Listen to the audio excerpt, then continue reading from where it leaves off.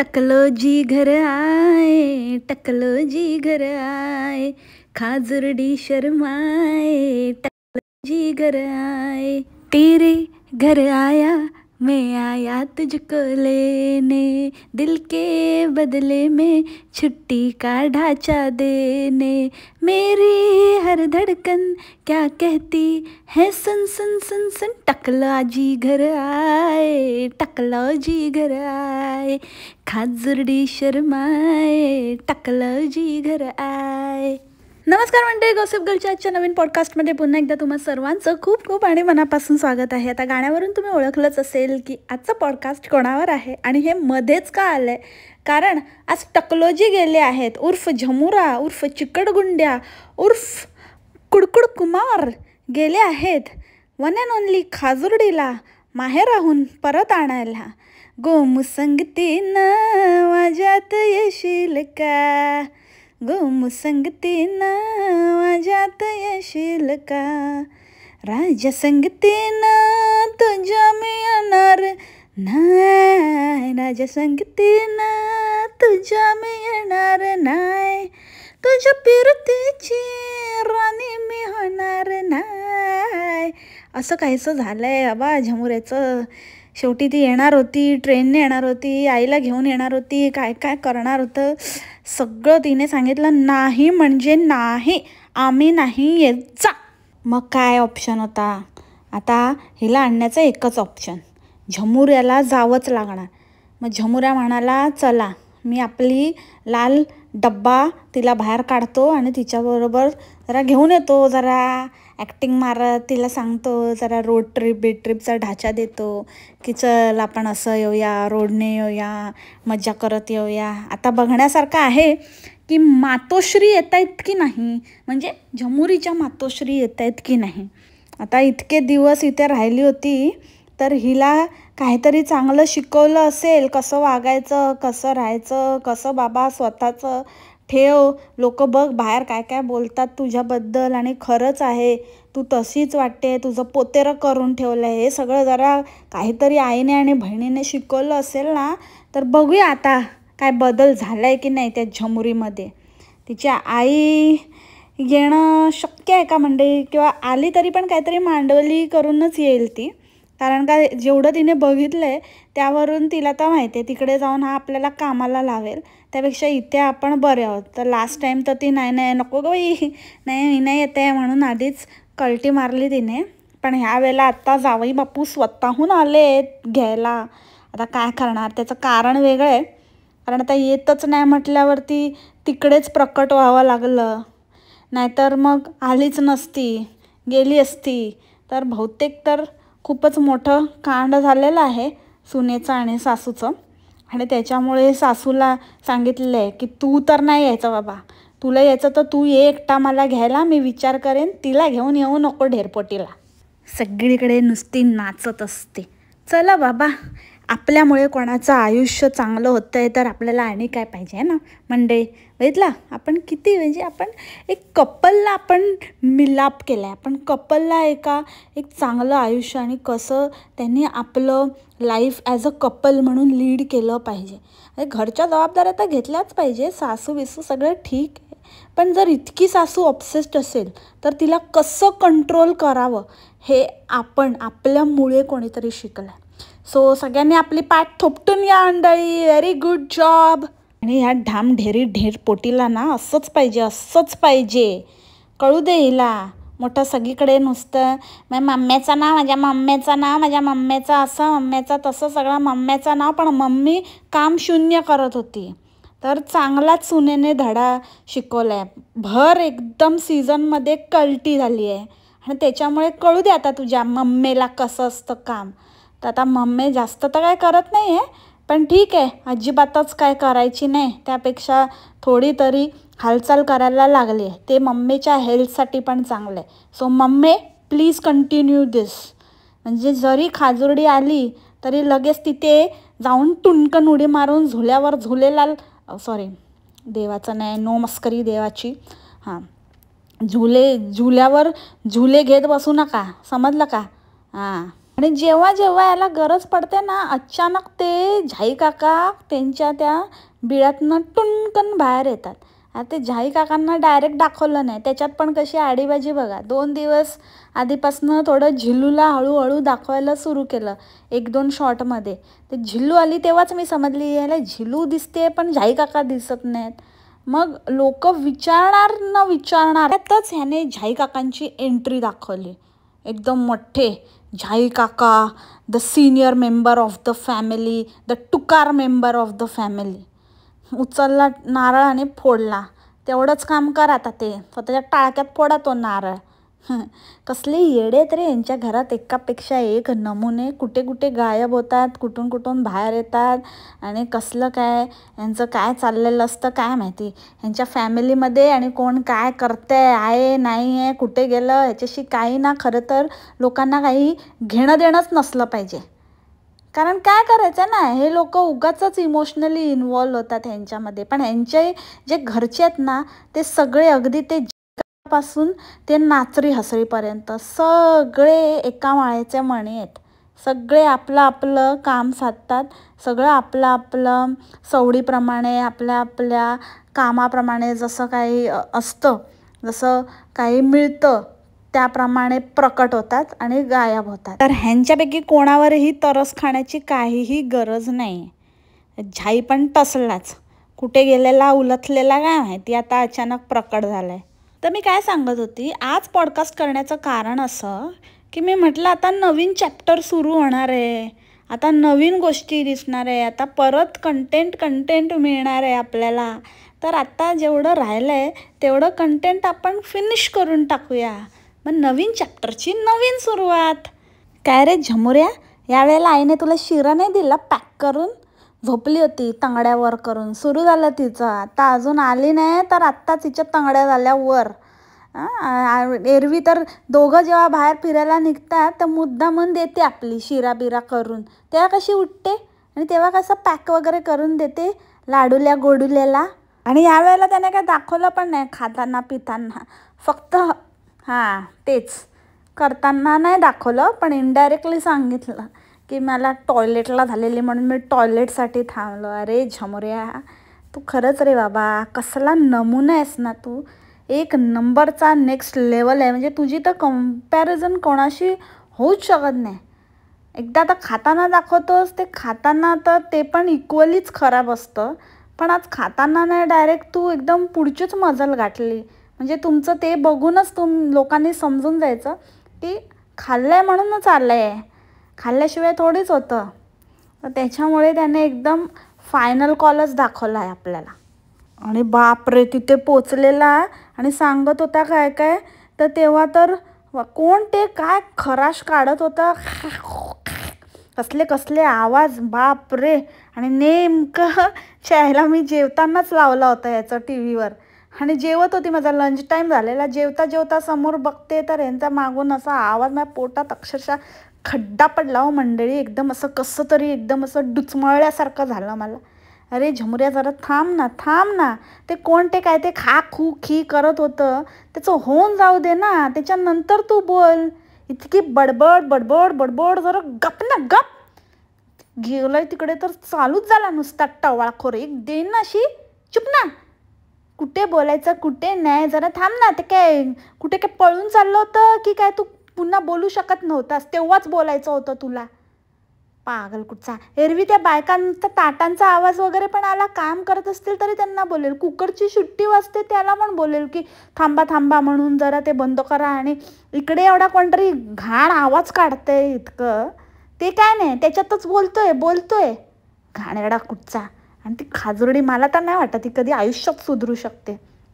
आता तर मला असं वाटतं हिच्या घरचे पण तसलेच आहेत, फालतू कुठचे, एकदम थर्ड क्लास. मी काय म्हणते मला एवढं काही नॉलेज नाही या गोष्टीमधलं, पण जर आपल्या इथे कोणी ऑटोमोबाईलमधले वगैरे असतील ना एक्सपर्ट्स, तर त्यांनी मला एक गोष्ट सांगा. आता हा म्हणतो की ह्याने काय ते सिलेंडर वगैरे बसवून घेतलं आहे कोणत्या तरी ऑथराईज डीलरकडनं वगैरे. So what ever it is, जाऊ दे. असं म्हणजे खरं तर थर्ड पार्टी किंवा आफ्टर मार्केट वगैरे बसवणं अलाउड नाही आहे. म्हणजे असं गव्हर्मेंटने असं एक जस्ट सजेशन दिलं आहे की ते थोडं रिस्की ठरू शकतं.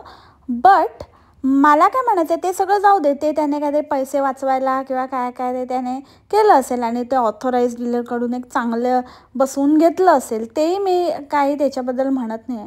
पण ह्याला गाडी घेऊन मला वाटतं वर्षच झालं असेल की वर्ष पण झालं नाही आहे अजून वाटतं ना. कधी पाडव्याला का काय घेतलेली, कधी घेतलेली गाडी ते आता काय आठवत नाही, पण हां म्हणजे फार फार तर वर्ष झालं असेल आणि अजून याची गाडी वॉरंटीमध्ये आहे.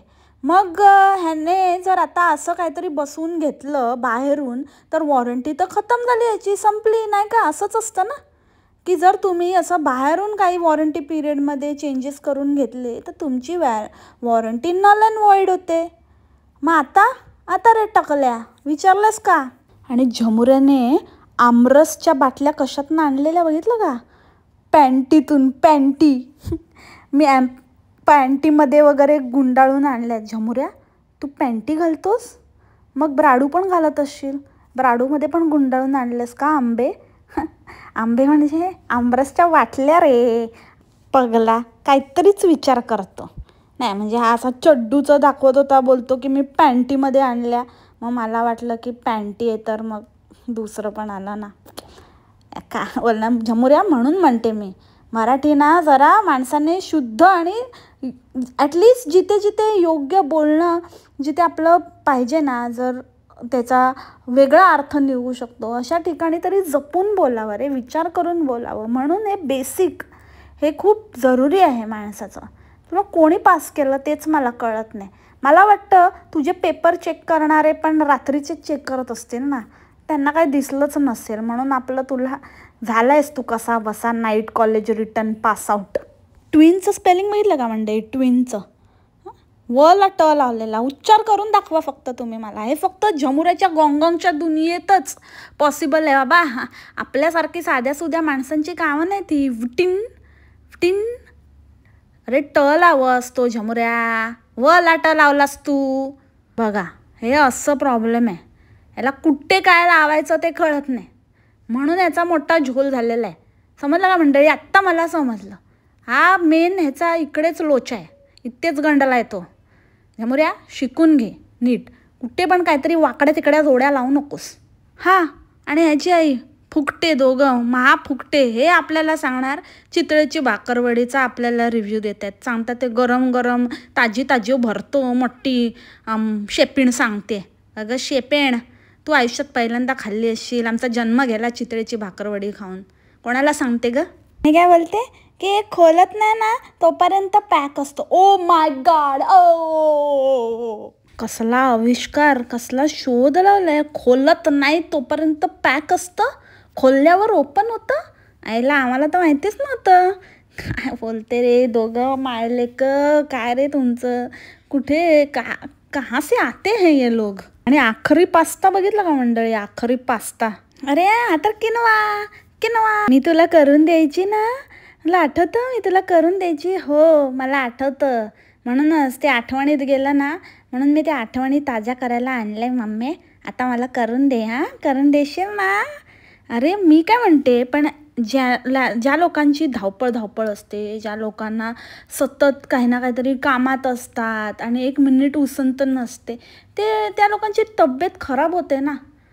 की तब्येत अशी एकदम चांगली टुणटुणीत आणि असे ढेरपोटे वगैरे होतात. असं कसं, यांचं तर उलटंच लॉजिक आहे. म्हणजे बहुतेक गॉंगॉंगच्या दुनियेत असं होत असावं की जितकं जास्त काम तितकी जास्त अशी एकदम टुणटुणीत अशी तब्येत बनते. आता झमुरा सांगतो की मला इतकं धावपळ करावी लागते, वरखाली करावं लागतं. वरखाली म्हणजे कामासाठी हो, ते दुसरं नाही. दुसरं तर आता काय तुम्ही ना मंडळी प्लीज म्हणजे बोलण्याचा ना काहीतरी भलताच अर्थ लावू नका.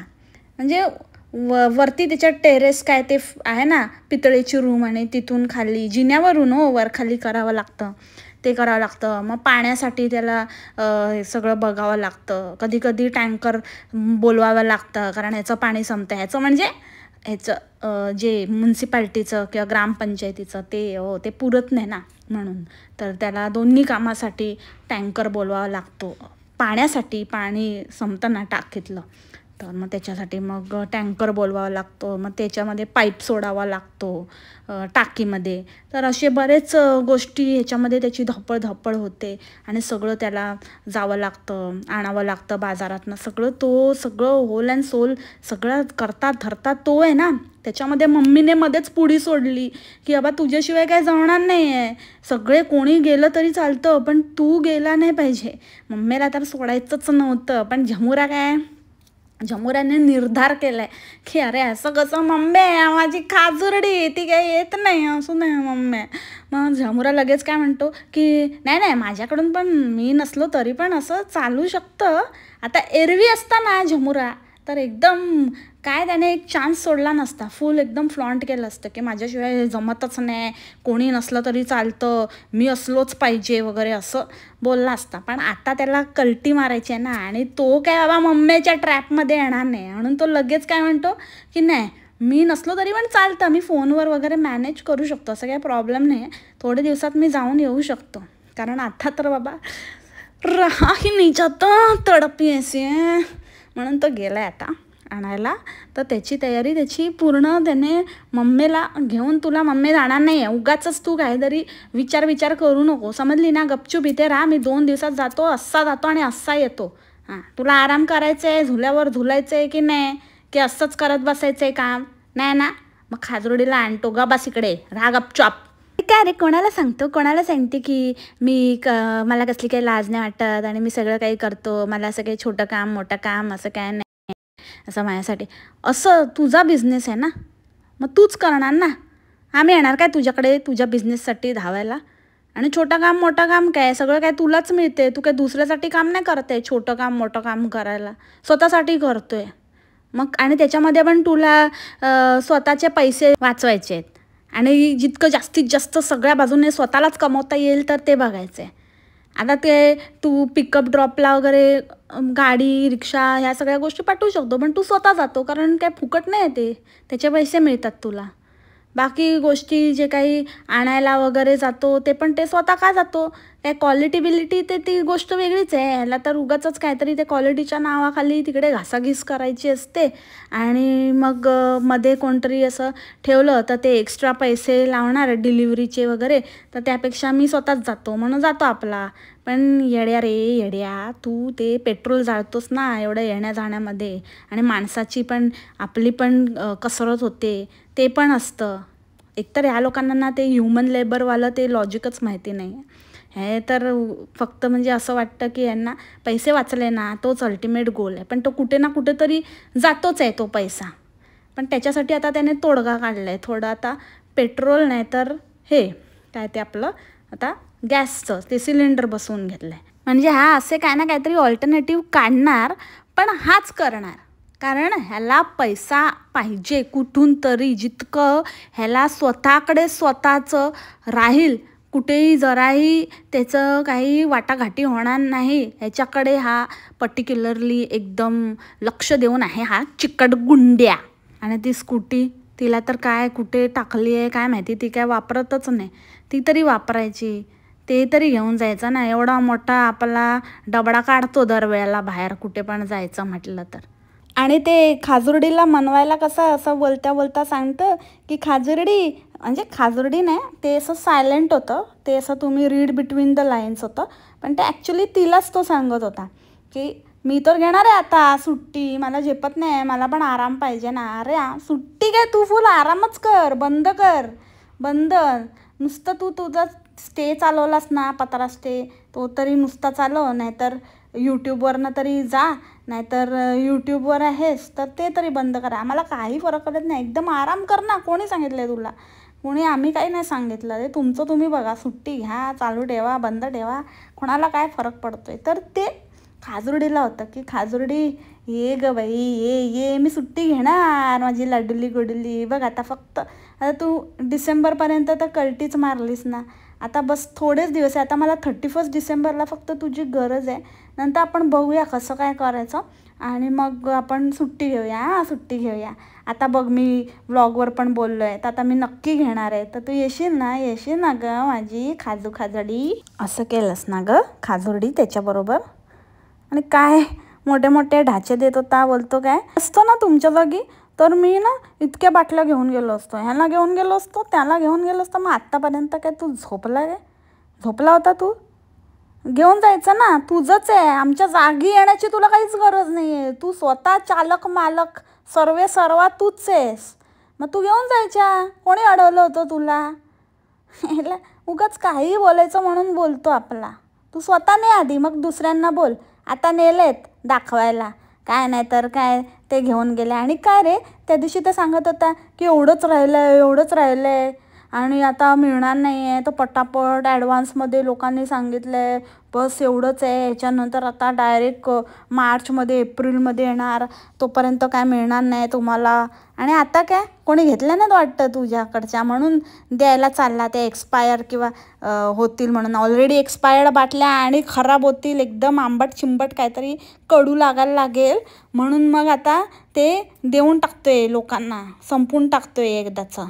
आला मोठा वडी वडी बाते और दे दे के खाते.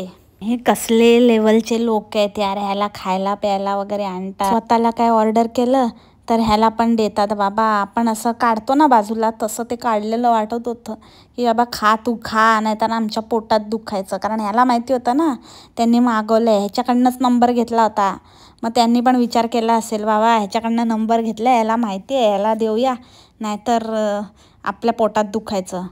आणि परत हा बोंबलेल पाणी गेलं म्हणून देऊन टाकलं त्याला. काय ते बायकी प्रश्न जाऊन तुम्हाला किती वेळ झाला, किती वेळ लागला तुम्हाला तयारी व्हायला, आणि तुम्ही कितीला सुरू केला, आणि आता किती वाजले, आणि काय तुम्हीच जाणार आहे आता सगळी तयारी करून गणपतीपुळेला, गणपतीपुळेचं विसर्जन कर. अरे विसर्जन काय बोलतो काय तू? पागल आहे का रे? पागल आहे?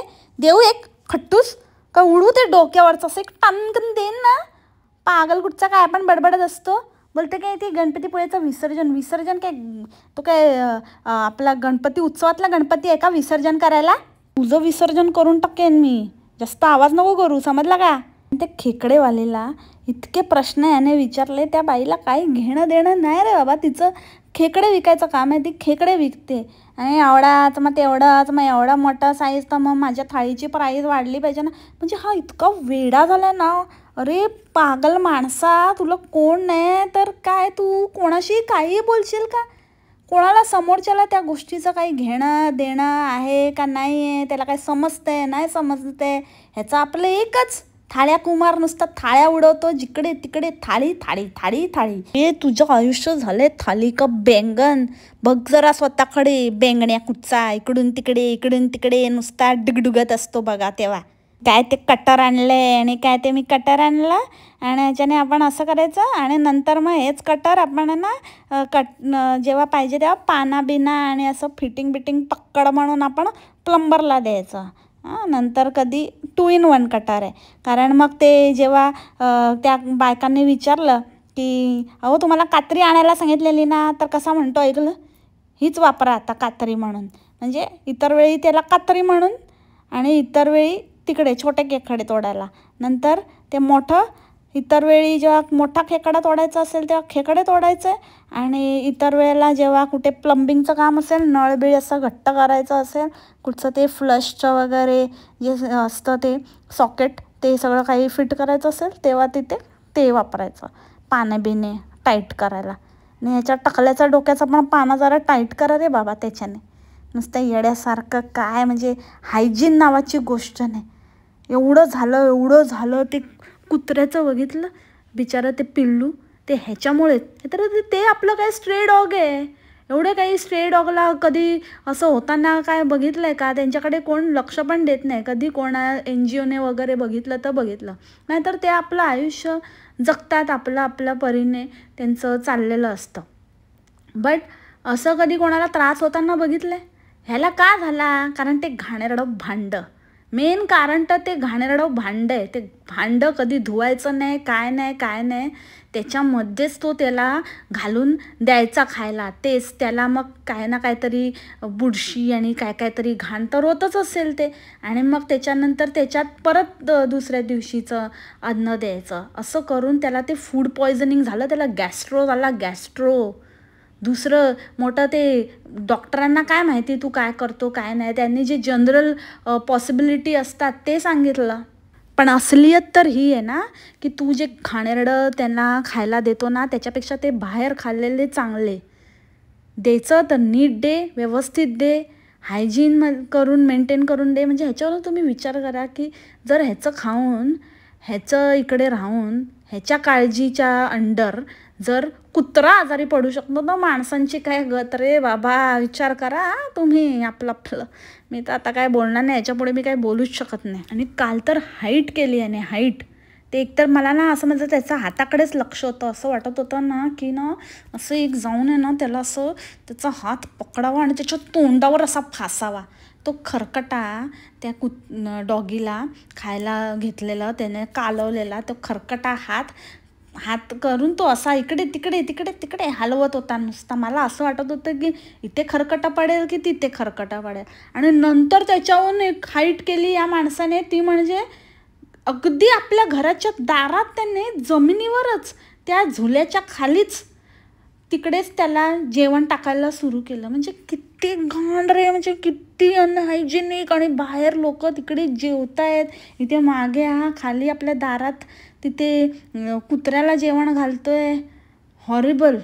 कसे लोक कसे रिव्ह्यू देतात आणि काय सांगतात तेच मला कळत नाही. आणि ती जी फॅमिली कोणतरी आली होती, ती फॅमिली मला काय कळतच नव्हतं नेमकं कसला स्पीच देते.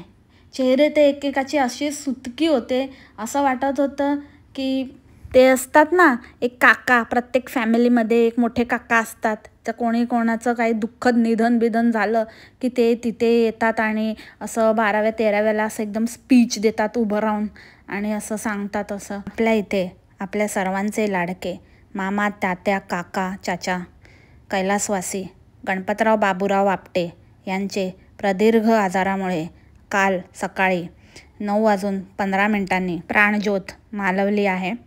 तरी आपण सर्वांनी इकडे येऊन त्यांच्यासाठी प्रार्थना केल्याबद्दल तुम्हा सर्वांचे खूप खूप धन्यवाद. ईश्वर त्यांच्या आत्म्यास शांती देवो हीच आपली ईश्वराचरणी प्रार्थना.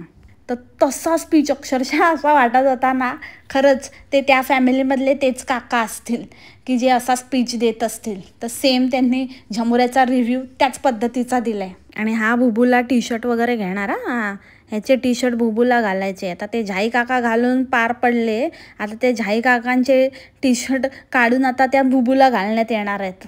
काय रे झमुऱ्या, आधी तू स्वतःकडे बघ, आधी स्वतःसाठी घाल आधी, नंतर मग बुबूला घालायच्या गोष्टी कर. आला मोठा.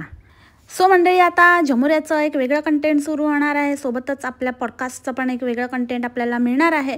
तर आत्तापर्यंतच्या ज्या काही घडामोडी होत्या त्याच्यावरती मी हे आपलं एक छोटंसं पॉडकास्ट तुमच्यासमोर सादर केलं आहे, ते गोड मानून घ्या. भेटूया आपण उद्याच्या पॉडकास्टमध्ये नवीन विषयासोबत. तोपर्यंत खा प्या मस्त राहा आणि स्वस्त राहा. Take care. Bye bye. मासलामा.